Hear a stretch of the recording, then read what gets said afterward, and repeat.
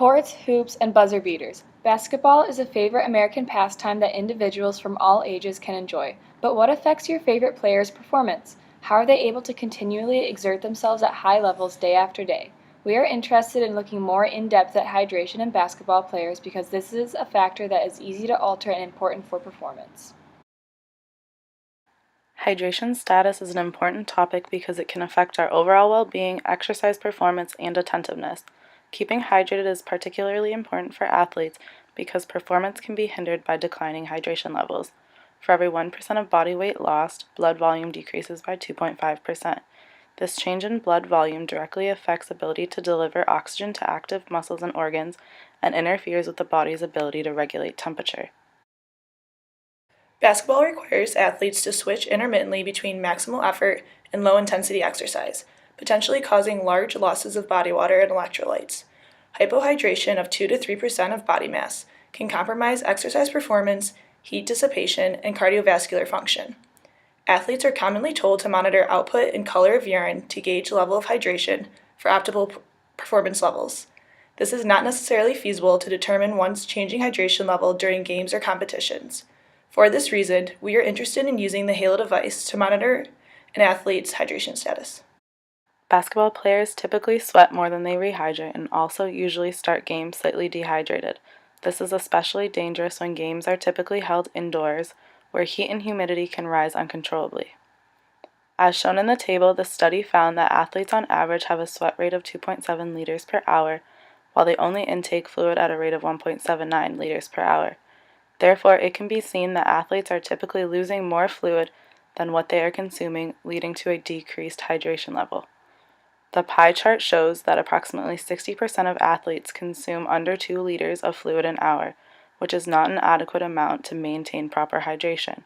Centers have the highest sweat rate loss of all positions, while point guards have the lowest. A balance of sports drinks, electrolytes, and water seems to be important in maintaining hydration and preventing reduction in performance. Electrolytes are minerals like calcium, sodium, chloride, potassium, and magnesium that are essential to health. Electrolytes direct water and nutrients to part of the body that need it most and maintain fluid balance. They also assist in muscle contractions and the transmission of nerve impulses throughout the body. Humans are 60 to 70% water by weight. Water provides structural firmness, makes up body fluids and lubricates joints, and maintains core body temperature. Electrolytes help support normal muscle contraction and relaxation and nerve impulse transmission by maintaining the electrochemical gradient that enables and triggers muscle contractions. In order to determine if intaking electrolytes with water during exercise better hydrates athletes than water alone, we designed an experiment to mimic a basketball game. We have 2 experimental groups. The first group, which only intakes water during the protocol, and the second group, which intakes a gel electrolyte pack before the protocol begins and then drinks water for the rest of the duration. The design is split into 2 20-minute halves. Each half is broken into 5 4-minute game time intervals in between 1-minute breaks to account for various timeouts during a game. In addition, players are not continuously exerting themselves during game time, so our 4-minute game time sessions consist of 45 seconds of exercise followed by 15 seconds off. For each on period of exercise, our participant was running on a treadmill at speed 8. For each period of off exercise, the participant would hop off the treadmill for rest. Each group consumed the 20 ounces of water before the protocol began and 2.5 ounces during every off-minute break. For our experiment, we used the Halo device in order to quantify hydration.